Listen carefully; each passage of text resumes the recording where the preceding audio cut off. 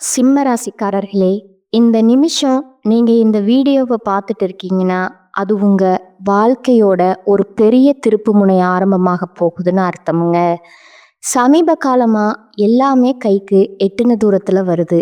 ஆனா கடைசி நிமிஷத்துல நழுவி போகுதேன்னு ஒரு ஆதங்கம் உங்களுக்குள்ள இருக்குங்க. நீங்க மத்தவங்களுக்கு வழிகாட்டுவீங்க. ஆனா உங்களுக்கே ஒரு வழி தெரியாம தவிச்சிருப்பீங்க. இது ஏதோ தற்செயலா நடக்கிற தடை இல்லைங்க. இது உங்களுக்கான ஒரு பரீட்சை காலம்ங்க. ஆனா பயப்படாதீங்க. சிம்ம ராசிக்கு அந்த தடைகளை உடைக்கிற சாவிய இன்னைக்கு இந்த வீடியோ மூலமா கடவுள் உங்ககிட்ட கொடுக்க போறாருங்க. அந்த சாவி வேற எதுவும் இல்லைங்க. உங்க குலதெய்வம் தாங்க. உங்க வாழ்க்கையில இப்ப இருக்கிற அந்த ஒரு பெரிய கவலைய மனசுல நினைச்சுக்கிட்டு குலதெய்வத்தோட பெயரை கமெண்ட்ல ஒரே ஒரு முறை எழுதுங்க. அந்த ஒரு வரி உங்க மனபாரத்தை பாதியா குறைக்குங்க. இந்த பலன்களை பழிக்க வைக்குங்க.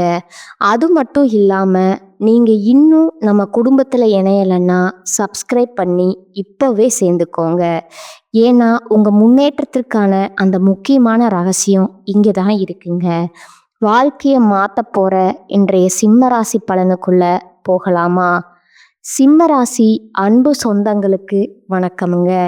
எல்லாரும் எப்படி இருக்கீங்க?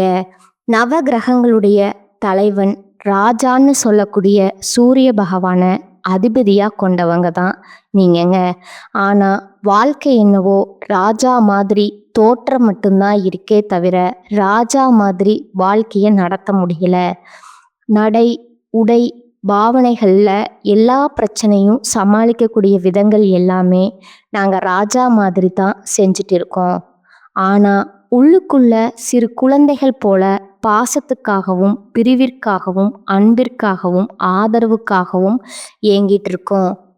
ஆனால் மற்றவங்களுக்கு இது எதுவுமே ஏக்கமாக இருக்கக்கூடாதுன்றதுக்காக எல்லாருக்கும் தைரியம் சொல்லிக்கிட்டு நல்லதை கடந்து பார்த்துக்கிட்டு அப்படி எல்லா கஷ்டங்களையும் மூடி மறைச்சிக்கிட்டு வாழ்ந்துக்கிட்டு இருக்கோம்.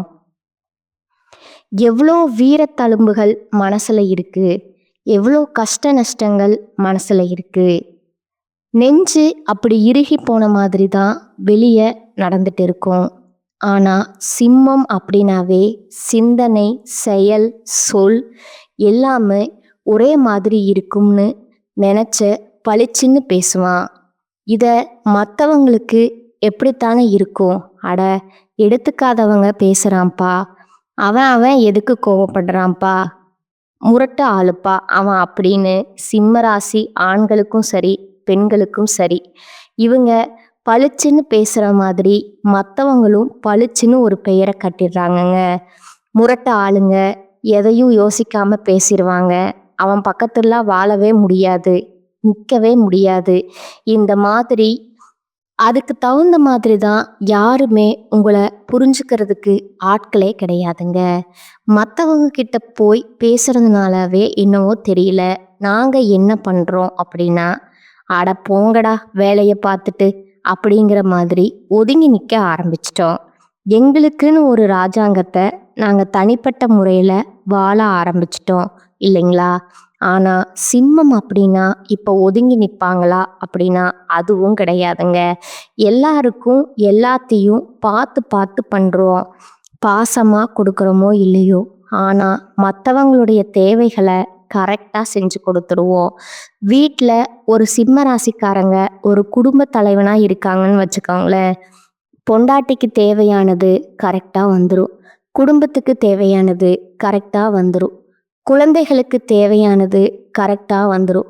அதே போல் குடும்பத்தில் யார் யாருக்கு எங்கே போகணும், யார் யாருக்கு என்னென்ன வேணுங்கிறத பார்த்து பார்த்து கரெக்டாக பண்ணுறது இந்த சிம்மமாக தான் இருக்குங்க. குடும்பத்துடைய கௌரவத்துக்காகவே இவங்க முகத்தை ரொம்ப வெறப்பாக வச்சுருப்பாங்க. இவங்க கொஞ்சம் அந்த முகத்தை புன்னகையாக தளர்த்துட்டாங்க அப்படின்னா குடும்பம் சிதறி போயிடும்ன்றத ரொம்பவே நம்பக்கூடியவங்கங்க.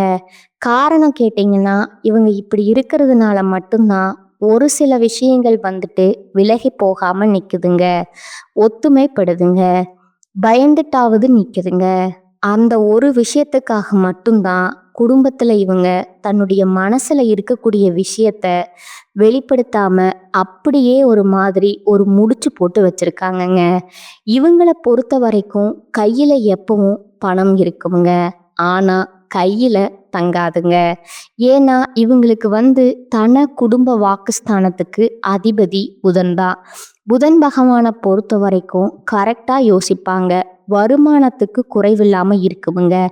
ஆனா செலவுங்கிறது மட்டும் மற்றவங்களுக்கு அள்ளி கொடுத்துட்டே இருப்பாங்கங்க. தனக்குன்னு ஒத்த பைசா வச்சிருக்க மாட்டாங்க. அது போல புதன் என்ன பண்றாருன்னா பேச்சுக்கு அதிபதி. யோசிச்ச அந்த கணமே பளிச்சுன்னு பேசக்கூடிய ஒளிவு மறைவுக்கு என்னைக்கும் இடம் கொடுக்க மாட்டாருங்க. இப்படிப்பட்ட குணாதிசயங்கள் கொண்ட சிம்ம ராசி தலைப்பு பார்த்திருப்பீங்க. தனிமரமா இருக்கக்கூடிய உங்களுக்கு உங்களுடைய பெரும் பிரச்சனையா 8 பிரச்சனைக்கும் முடிவு வர போகுதுங்க. 100% உண்மைங்க. சிம்ம ராசிக்காரங்களே, எல்லாமே மாறப்போகுதுங்க. உங்க வாழ்க்கையில நிகழக்கூடிய அதிசயம் என்னங்கிறத இப்ப தெளிவா பார்க்க போறோம்ங்க. இப்போ தனிமரம் அப்படின்னாவே சிம்மத்துக்கு ஏன் பொருத்தமாகும்னா, இவங்க தனியா நின்று தான் ஒரு தோப்பை காக்கிற மாதிரி, காவல் தெய்வம் மாதிரி தான் குடும்பத்துக்கும் சரி, தன்னை சார்ந்தவங்களுக்கும் சரி, பாதுகாப்பு அரண் மாதிரி நிற்கிறாங்க இல்லையா? யாருக்காவது வீட்லேயோ சொந்த பந்தங்களுக்குள்ளோ இல்லை ஃப்ரெண்ட்ஸுக்கோ தெரிஞ்சவங்களுக்கோ தெரியாதவங்களுக்கோ ஏதாவது பிரச்சனை, சிம்மம் தெரிஞ்சாலும் போய் பார்ப்பாங்க, தெரியாட்டியும் போய் பார்ப்பாங்கங்க. அவன் வாய் திறந்து உதவி கேட்கறதுக்கு முன்னாடி செய்யக்கூடியதா சிம்மம்ங்க. ஆனால் இந்த சிம்மம் கத்துனாலே கதறினாலும் கேட்கறதுக்கு ஆள் கிடையாதுங்க. அப்படியே நாங்கள் கத்துனாலும் கதறினாலும் யாருக்கும் தெரியாமல் இருந்தால் கத்துவோம். பரவாயில்லம்மா, எங்களை பற்றி கரெக்டாக தெரிஞ்சு வச்சிருக்கியே. ஆமாங்க, இந்த ஆம்பளை பிள்ளைங்க அழுக மாட்டாங்கன்னு சொல்லுவாங்க இல்லையா? அந்த மாதிரியே சிம்ம ராசிக்காரங்க எப்பவுமே அட தலை மேலே இடியே விழுந்தாலும் சரி அப்படியே நகர்ந்து போவாங்களே தவிர்த்து தன்னை பார்க்குறவங்க தன்னுடைய அந்த வலியையும் தன்னுடைய அந்த வேதனையும் காட்டாம அப்படியே போவாங்கங்க. மற்றவங்கெல்லாம் அப்படியே வாய் அடைச்சு போய் நிற்பாங்க. எப்பா சாமி, இந்த பிரச்சனை மட்டும் என் வாழ்க்கையில் நடந்தா நான் இந்நேரம் உசுரோடவே இருந்திருக்க மாட்டேன். அந்த நிமிஷமே எனக்கு உசுறு போயிருக்கும். ஆனால் எப்படித்தான் இவ்வளதையும் தாங்கிட்டு அப்படியே போகிறாங்க பாரு, எப்படி சமாளிக்கிறாங்க பாரு அப்படின்னு மற்றவங்க வாயடிச்சு போவாங்கங்க. இதுதான் சிம்மராசிக்காரங்க. மற்றவங்களுக்கு அதாவது துன்பத்துக்கே துன்பம் தரக்கூடியவங்க அந்த சிம்மராசிக்காரங்கங்க. அதுக்குன்னு ஒரு அளவு இல்லையா? சிம்மம் மனக்குமுறல் ஏதோ தான் இருக்கு.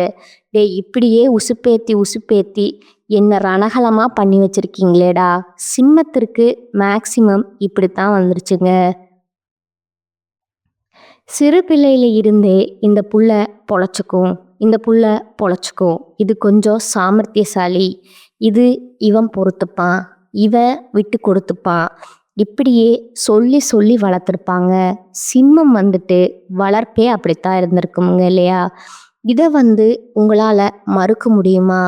கூட பிறந்தவங்களுக்கோ பெத்தவங்களுக்கோ நல்லதோ கெட்டதோ எல்லாமே இவங்க தான். தியாக உணர்வோட வாழ்ந்திருப்பீங்க.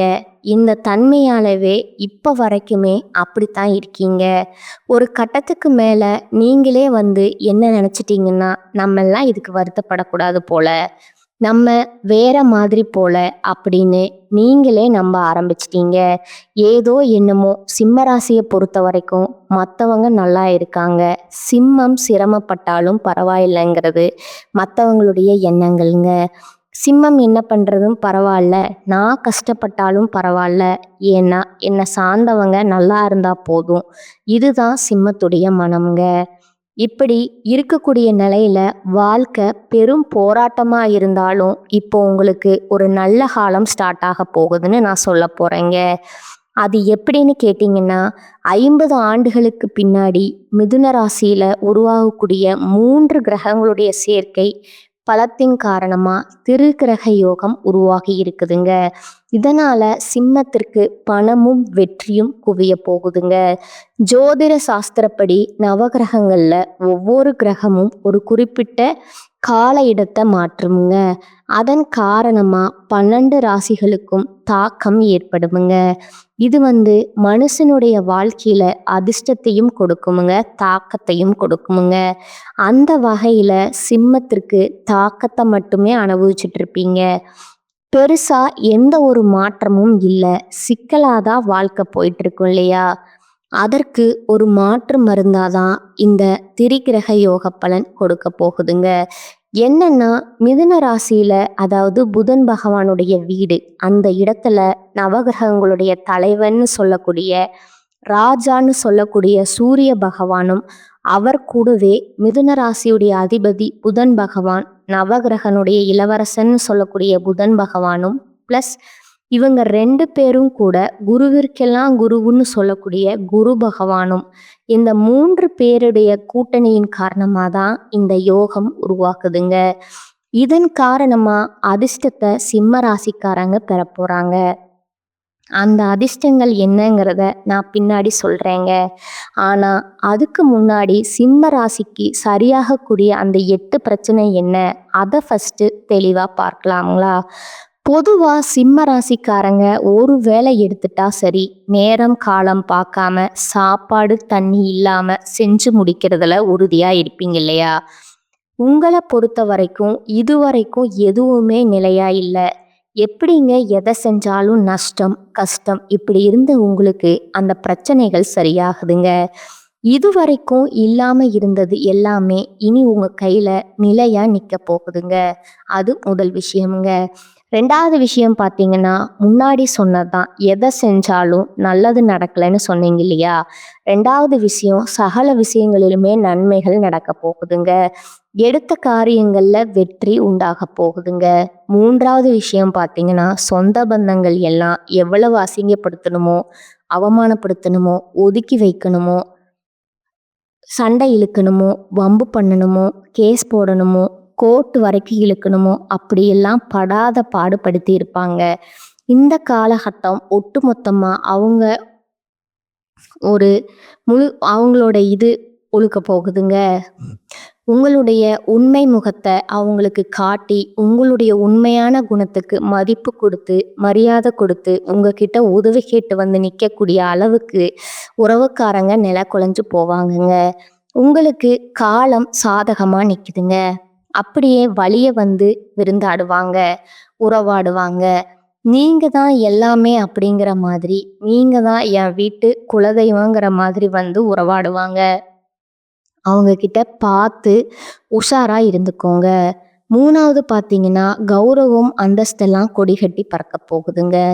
அடுத்ததா 4வது பார்த்தீங்கன்னா, முன்னாடி சொன்னது தான், மரியாதை இல்லை, அசிங்கப்படுத்துகிறாங்க, அவமானப்படுத்துகிறாங்க, எங்கே போனாலும் ஒரு அங்கீகாரம் இல்லாத வாழ்க்கை வாழ்ந்துட்டு இருந்த சிம்மத்துக்கு வெளியிடங்களில் முதல் மரியாதை கிடைக்க போகுதுங்க.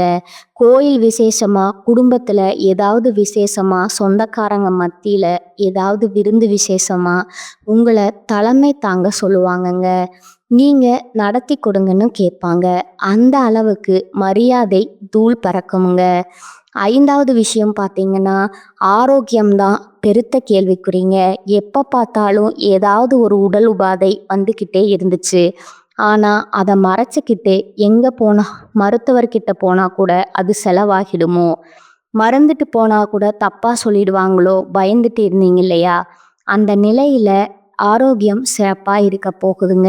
ஓகேங்களா? அடுத்ததா 6வது பார்த்துங்களா, உடன்பிறப்புகளால் உங்களுக்கு இருந்த அந்த மனக்கசப்புகள் கூட பிறந்தவங்களே ஒரு மாதிரி பேசியிருப்பாங்க, கூட பிறந்தவங்களே ஒதுக்கி வச்சிருப்பாங்க, உங்கள் கூட சண்டையும் நின்றுருப்பாங்க, சொத்துக்காக கோர்ட்டு கேஸ் உங்களை இழுத்துருப்பாங்க. இப்படிப்பட்ட நிலையில் அவங்களுக்கு ஒரு பிரச்சனைங்கிறப்போ நீங்கள் போய் முன்னே நின்று அதை சரி செஞ்சு கொடுத்துருப்பீங்க. இதன் காரணமாக உடன்பிறப்புக்குள்ள வழியில் உங்களுக்கு இருந்த மனக்கசப்புகள் நீங்குதுங்க. ஒற்றுமை பலப்படுதுங்க. சொந்த பந்தங்கள் மத்தியில் உங்களுடைய உடன்பிறப்புகளுடைய ஒற்றுமை ஓங்கி நிற்க போகுதுங்க. உங்கள் உடன்பிறப்புகளால் உங்களுக்கு ஆதாயம் உண்டுதுங்க. அடுத்ததாக பார்த்தீங்கன்னா, 7வது விஷயம், அரசு காரியங்கள், அரசு சம்பந்தப்பட்ட அரசாங்க வேலைக்கு ட்ரை பண்ணுறது, அரசாங்க ஒப்பந்தத்துக்காக காத்துட்டு இருக்கிறது, இல்லை அரசு வகையில் ஏதாவது ஒரு சர்டிஃபிகேட் வாங்கணும், ஏதாவது ஒரு கையெழுத்து வாங்கணும், இந்த மாதிரி தடைப்பட்டுக்கிட்டு போன அரசாங்க காரியங்கள் அனுகூலமாக முடியுமுங்க. அதுவும் விரைந்து முடியுமுங்க. அரசாங்க உத்தியோகம் கட்டாயம் நிலைக்குமுங்க. அரசாங்க உத்தியோகத்தில் இருக்க பெரிய பிரச்சனைகளை சந்திச்சிருப்பீங்க. கோர்ட் கேஸில் கூட போகிற மாதிரி சூழ்நிலை இருந்திருக்குமுங்க. சஸ்பெண்ட் ஆகியிருப்பீங்க. ஆனால் இந்த காலகட்டத்தில் அது அப்படியே நிலை மாறுதுங்க. அரசு சம்மந்தப்பட்ட எல்லா காரியங்களும் கைக்கூடி வர மாதிரி அரசாங்க உத்தியோகத்தில் இருக்கிற உங்கள் மீது சுமத்தப்பட்ட வீண் பழிகள் விலகுதுங்க. உங்கள் மீது தேவையில்லாத குற்றங்களை வச்சாங்க இல்லையா, அந்த அதிகாரிகள் இடம் மாறி போவாங்க. இல்லை அவங்க உங்ககிட்ட நட்புக்கரம் பாராட்டுவாங்க. இல்லையா விலகி ஓடணுமுங்க. இது 2த்துல 1 நடக்குமுங்க. 8வது விஷயம் பார்த்தீங்கன்னா, குடும்பத்தில் சந்தோஷம் இருக்குமுங்க. எப்போ பார்த்தாலும் குழப்பம், சண்டை சச்சரவுன்னு இருந்தது. ஒரு நாள் நல்லது கெட்டதும் நடக்காமல் ஒரு மாதிரி வெறுத்து போன வாழ்க்கை தான் குடும்பத்தில் இருந்துச்சு. வறண்டு போன ஒரு பூகம்பம் வந்த வீடு மாதிரி இருந்துச்சு இல்லையா, இனி அது இல்லைங்க. குடும்பத்தில் அடுத்தடுத்ததாக சுப நிகழ்ச்சிகள் ஏற்பாடாகுமுங்க. குடும்பத்தில் சந்தோஷம் நிரம்பு வழிய போகுதுங்க. தன்னம்பிக்கையோட தைரியத்தோடவுமே நீங்கள் எல்லாத்தையுமே தாண்டி சாதிக்க போகிறீங்க. மற்றவங்க ஆச்சரியப்படக்கூடிய அளவுக்கு உயர்வாக வாழ்ந்து காட்ட போகிறீங்க. அடுத்ததாக 8வது பார்த்தீங்கன்னா, குழந்தை பாக்கியம் இல்லை, திருமணத்தில் தடை, சொத்துல பிரச்சனை, வேலை இல்லை, உத்தியோகத்தில் பிரச்சனை, தொழிலில் நஷ்டம், இப்படி என்னெல்லாம் பிரச்சனை வருமோ அது மொத்தமாகவும் சிம்ம ராசிக்கு இருந்திருக்குமுங்க. இது ஒருத்தருக்கு கிடையாது, சிம்ம ராசி ஒவ்வொருத்தருக்குமே இந்த பிரச்சனைகள் வெவ்வேறு உருவத்தில் இருந்திருக்குமுங்க.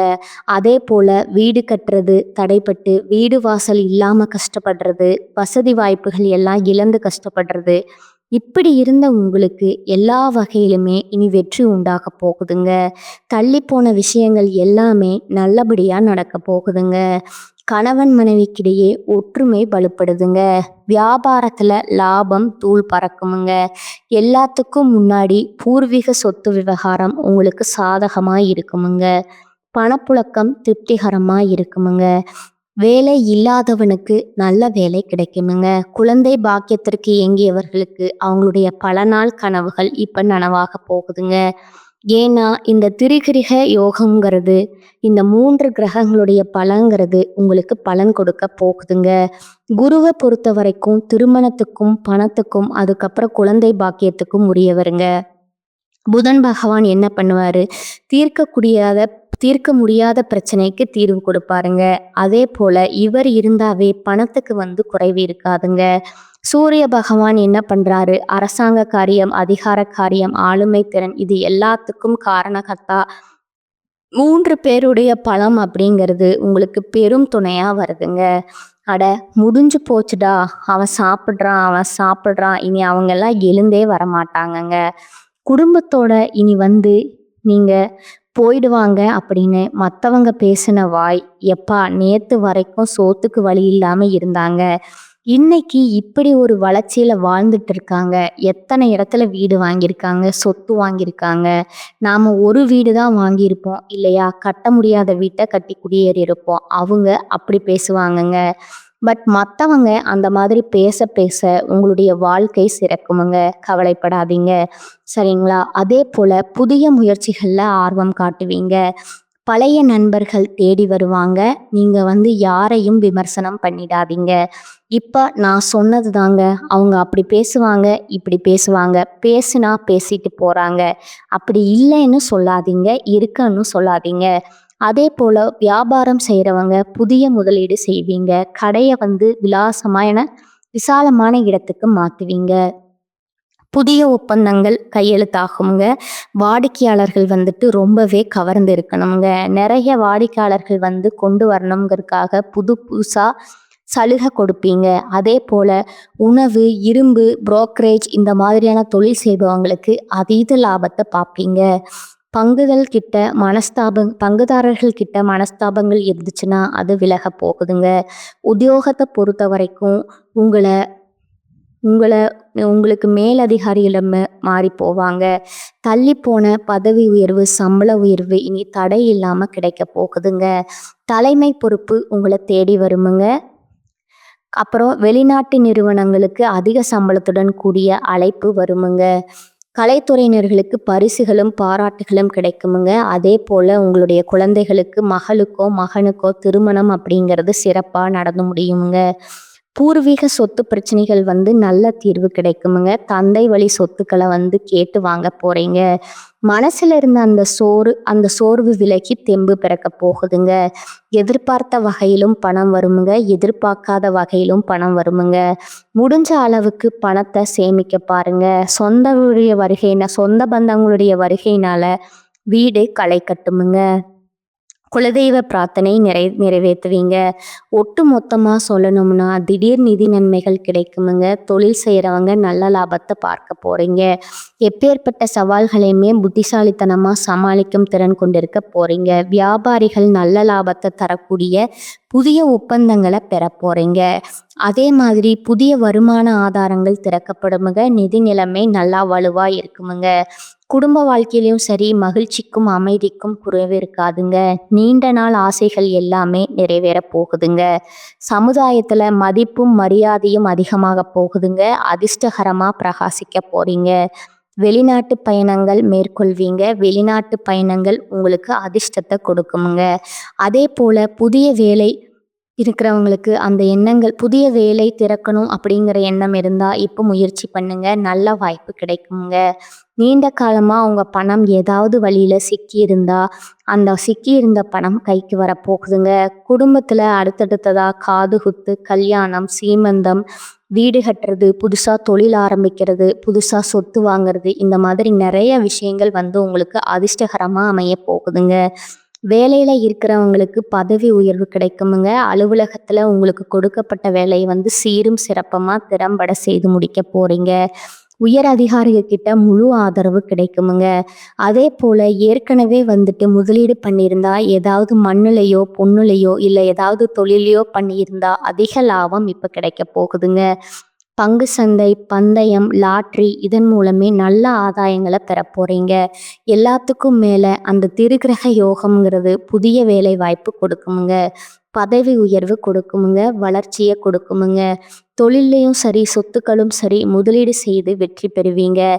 ஆரோக்கியம் உங்களுக்கு உறுதுணையா இருக்குமுங்க. அதே போல நிதி நிலையில உயர்வு, தொழில் வணிகத்துல அதிக லாபம், பொறுப்பு மற்றும் தலைமைத்துவம் அதிகமாகுமுங்க. பணப்புழக்கம் அதிகமாகுமுங்க. மனசுக்கு நிம்மதி இருக்குமுங்க. மகிழ்ச்சி அதிகமாகுமுங்க.